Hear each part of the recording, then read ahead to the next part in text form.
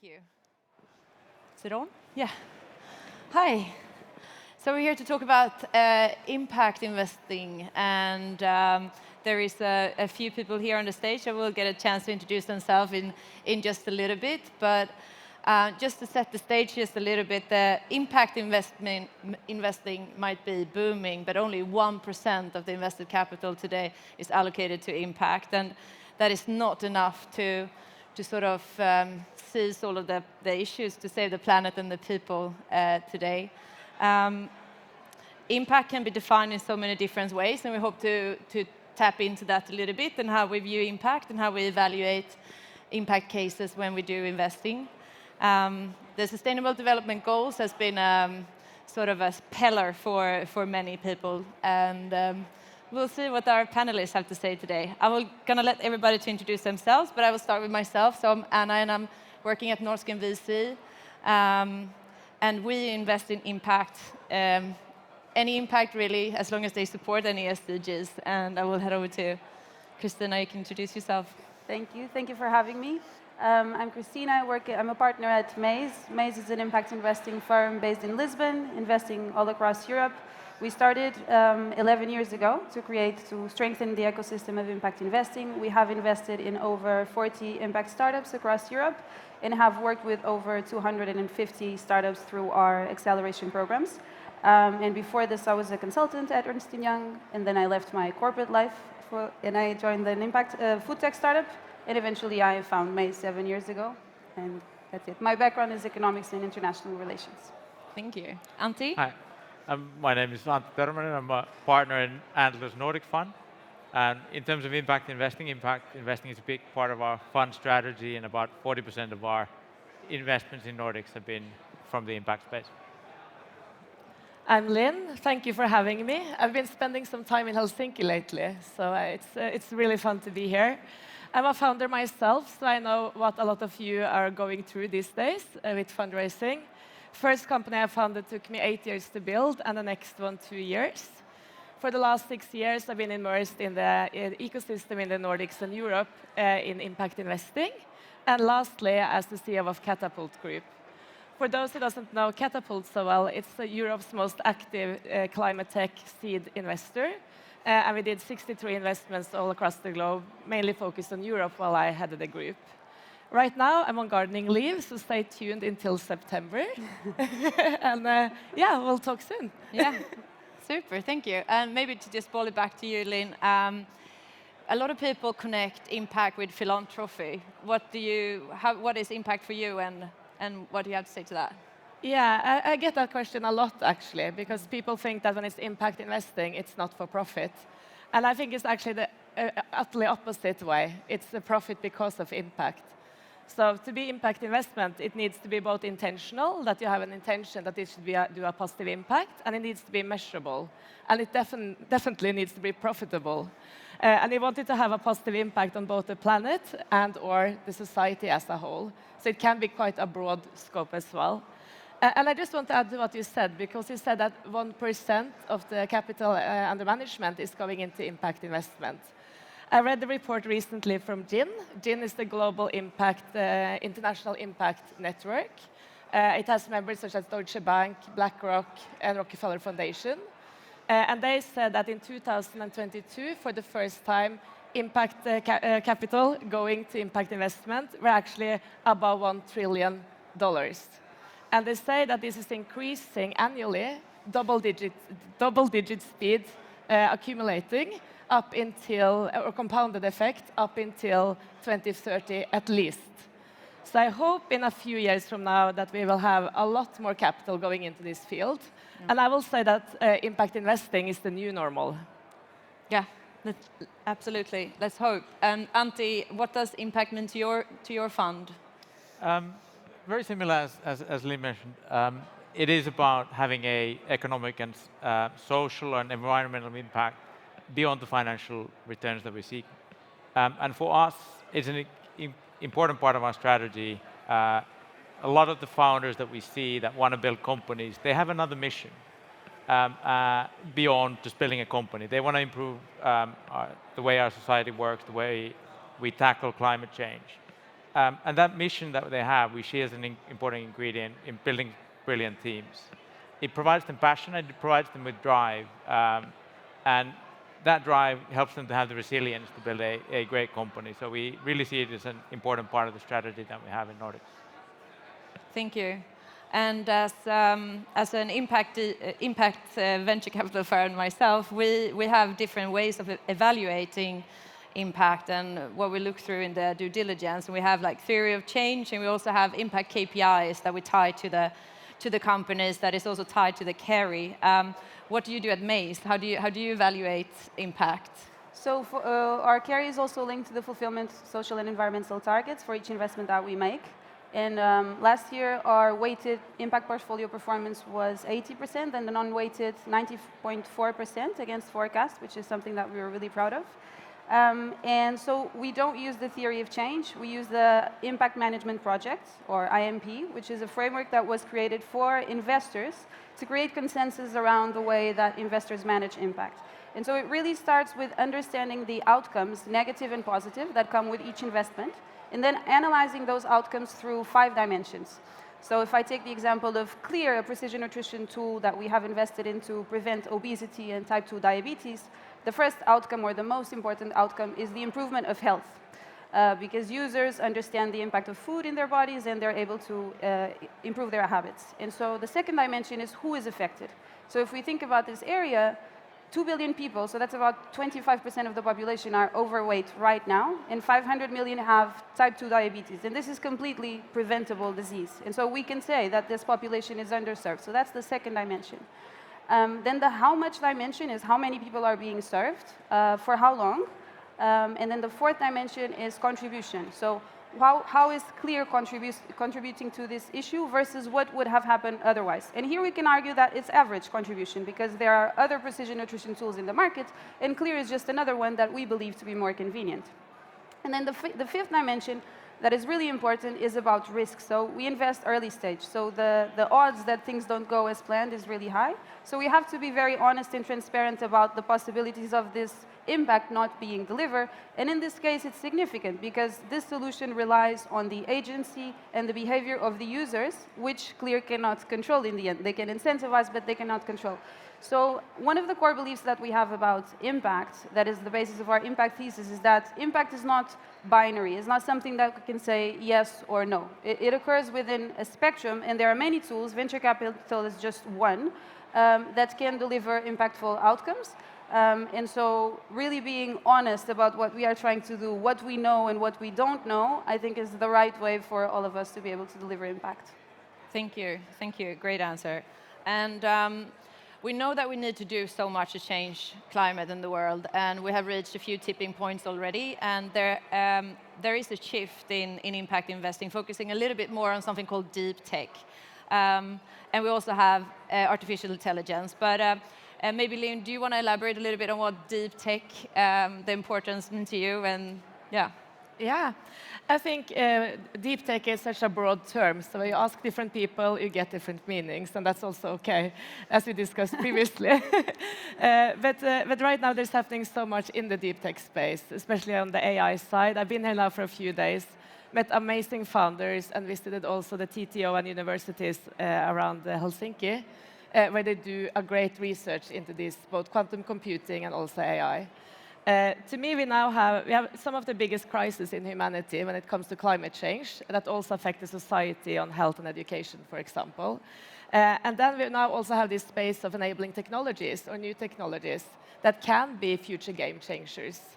So I think it's an interesting space to look at 100%, and it's actually making venture exciting again to me.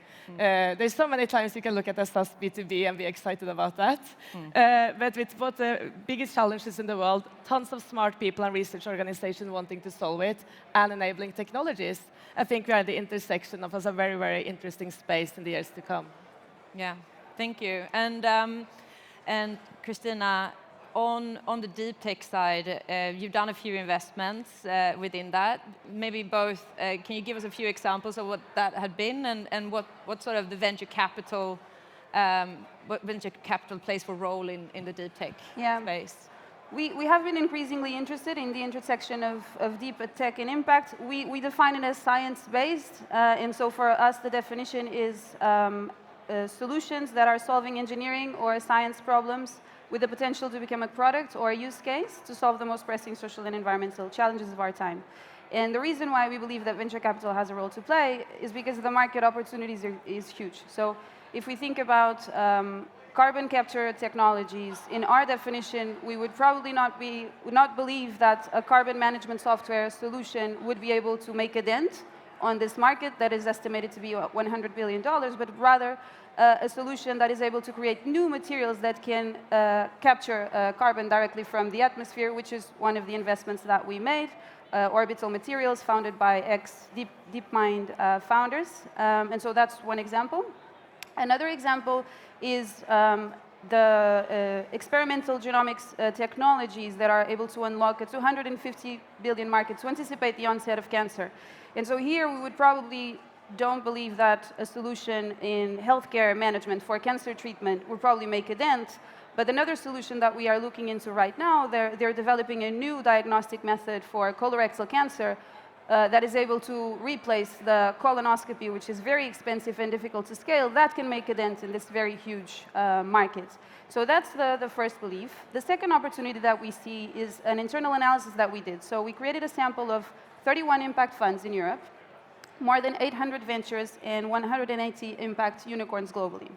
And so the result of the analysis of this sample was that actually a small percentage of the portfolio of impact European funds is science-based, but the impact unicorns that are science-based have been increasing. So just to give you an idea, in 2015, only 20% of impact unicorns globally were science-based. Fast forward to 2022, it's almost 80%. However, only 1 in 5 companies in the portfolio of European impact funds are science-based. So there is a mismatch, and there is a huge opportunity for funds that are committed to bridge the gap that persists between financial returns and impact. Super. Well, maybe you can keep then answering the question on the venture capital side of things within deep tech, and maybe what sort of advice you give to the founders who's focusing on deep tech specifically.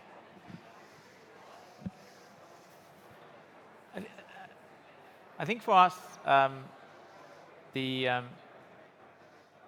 key thing related to deep tech and impact is the founders really need to have a clear vision of what kind of the impact they really want to have with that. For us to be that specific on the kind of advice is a bit harder because the kind of range of founders and range of interest we get is very broad.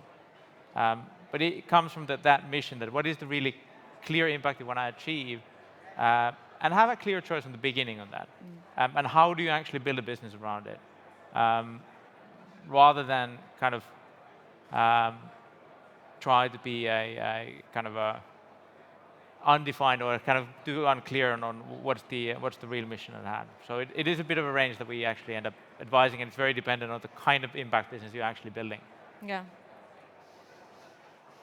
Thank you. And we're very good at time, so I'm going to just jump into the sort of extra question. But so impact is rather complex, and staying informed and knowledgeable might be a little bit hard within like biochemistry. You need to know about energy. You need to it's a pretty broad, even if you think that it's niche.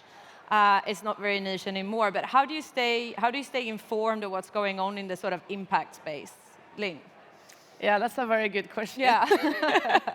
but to me, impact is the overlaying umbrella that will affect all the different areas, but you still need to dive deeper into different sectors or into different areas. So it really depends on your interest. And since I'm now on my garden leave, I'm still on holiday. I have time to dive a bit deeper into some of these environments.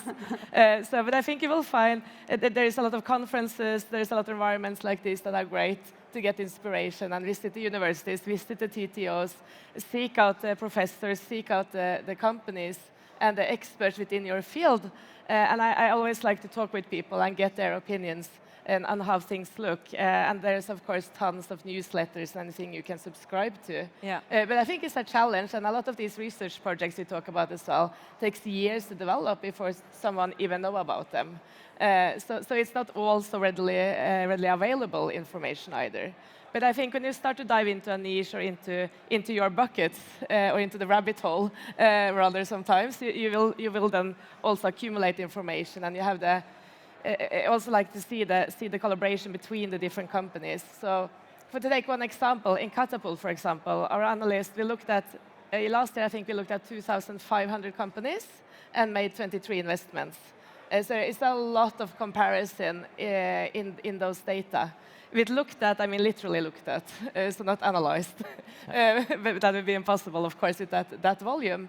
But I think you get your expertise areas, and you get to see how the different markets operate. And I both like to deep dive into countries, but I think it's also very important to compare it between the different regions, because these issues are global, and technology is global. And what we do here in Finland or in Norway, where I am from or based, might be something that you're also working on in Portugal or in India, for all I know. So I think it's also important to compare it across borders and countries. Yes. Yeah. Yeah, just to add to Linn, kind of all of those similar methods of trying to keep up to date. For us as Antler, we have the benefit of having similar residency programs around the globe. So we see the deal flow from all continents of what's happening in the local startup ecosystems within impact space. So that kind of, in addition to kind of maintaining my own network and activity in keeping up, I get to see what kind of deal flow is there is in all kind of different startup hubs around the world. Very nice. Yeah. That's very unique to have that absolutely, network. and it is a great benefit for us. Yeah, and even if 1% of invested capital goes into impact, in Europe we have seen a great shift. 1/3 just last year of venture capital money went into impact. Cristina, do you think that this is a trend, or that's here to stay, or do you think that it's sort of cooling off? Well, I think the report that you quoted in the beginning is a good evidence that I think it's here to stay. In terms of climate, I think the main reason why it is here to stay is because we don't really have a choice. So all we can do is put money in the problem and try our best to get out of this okay. And so on the climate side, I wouldn't say that it's covered, but the increasing interest that is there and the ability to scale technologies is more evident or straightforward. On the social impact side, there are more reservations because it's harder to find, through venture capital, models that they exist essentially in healthcare, education, but there are many other social issues that cannot be addressed with venture capital. And that's why at Maze we have always kept our toolbox approach. So we do more than venture capital because we believe that one problem cannot be solved with one tool alone. So for an employment problem, we can use an income share agreement, and we can use a social impact bond, or we can invest in an ag startup through venture capital.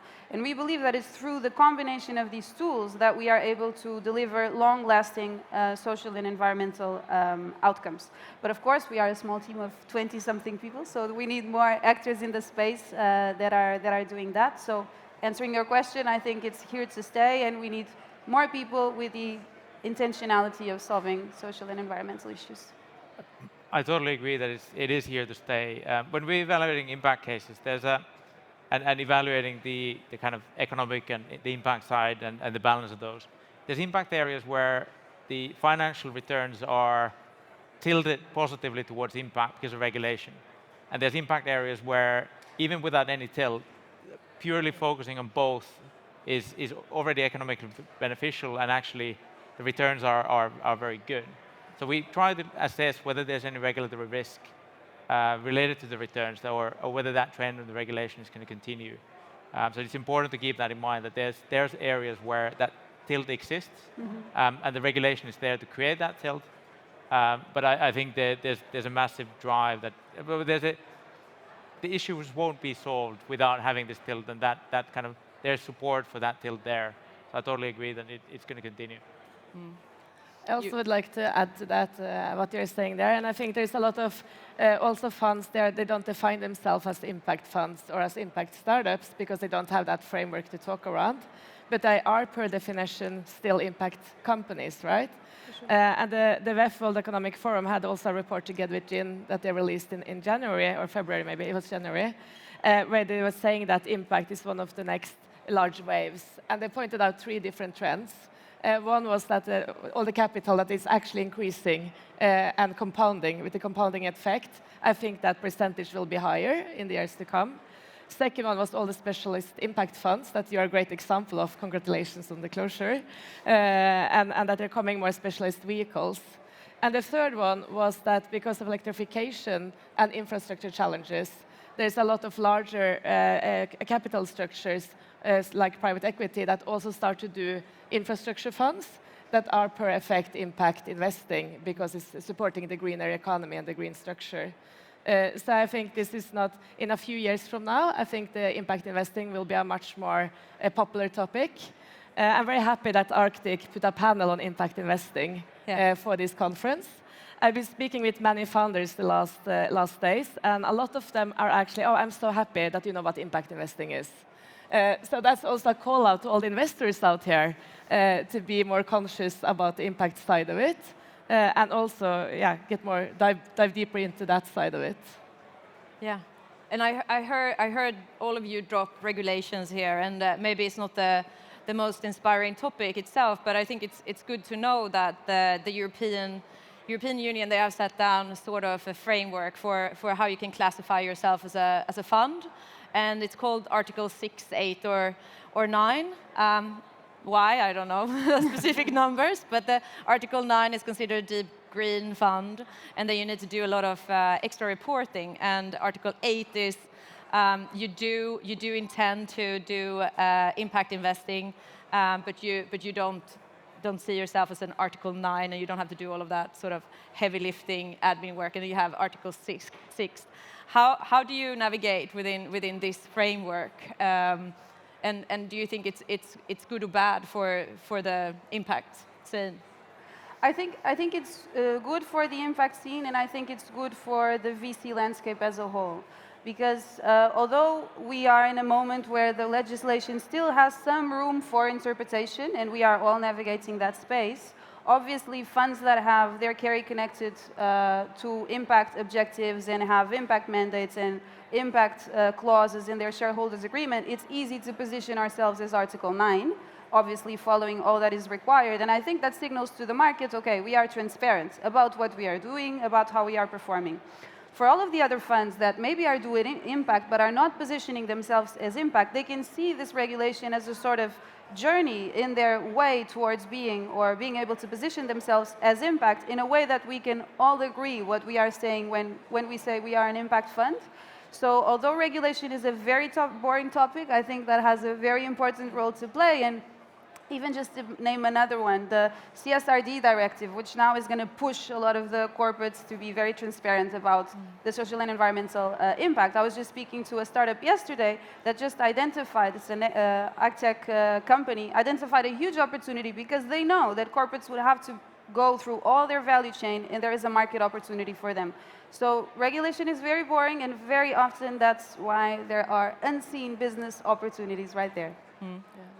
I totally agree as well that the regulation related to these articles is actually a very positive step. I used to work for an asset manager before that had a big focus on impact.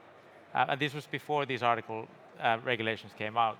And at that time, you had to look every single fund and their methodology, what do they actually define as impact, to actually uncover whether there's real impact intention behind, or it's just a kind of a sticker on top. And having these articles that define clearly how do you actually need to govern the impact mission that the fund has kind of provided better transparency on how things operate. And for us, we operate as an Article 8 fund, and the choice for us was because Article 9 requires a lot more definition of what type of an impact you want to have. It requires you to measure it very clearly and report on that measurement.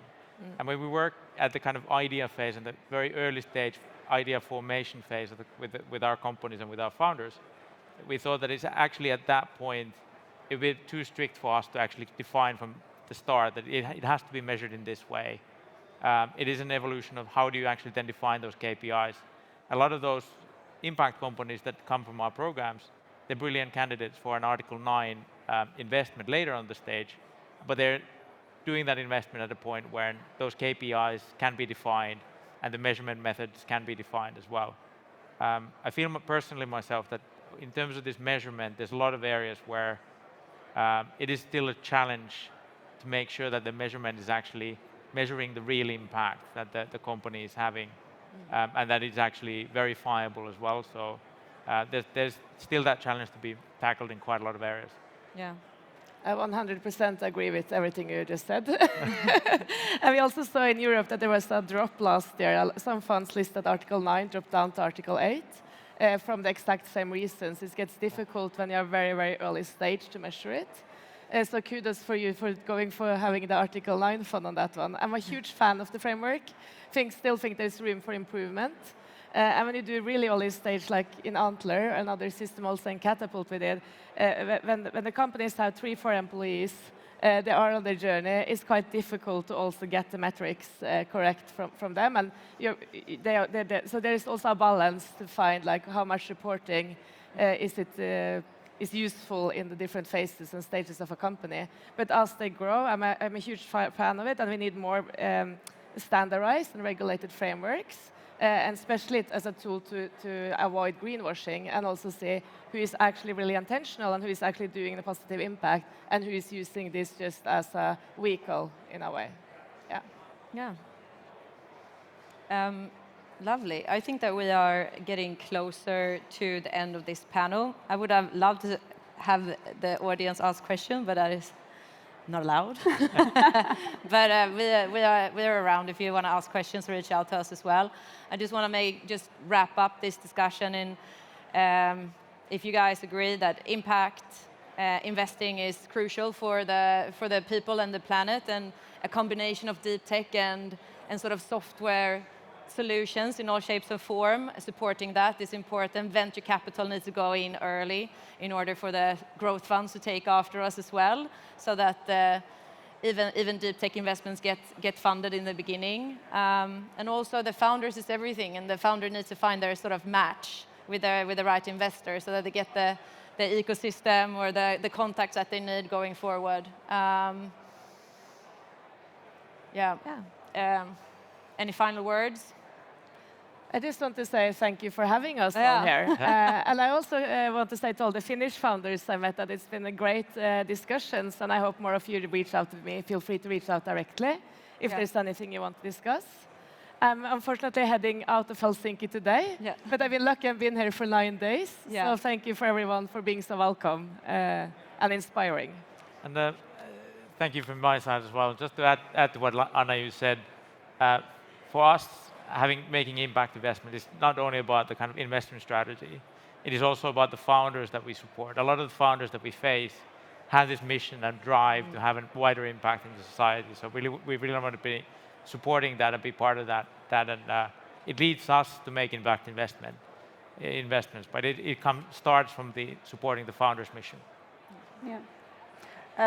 Well, this was my first time in Helsinki, and I cannot thank enough. I really enjoyed meeting the founders. I'll be around throughout the rest of the day, so if you want to talk impact, deep tech, or just electronic music, I will be around. Thank you so much for the invitation. Thank you. Thank you.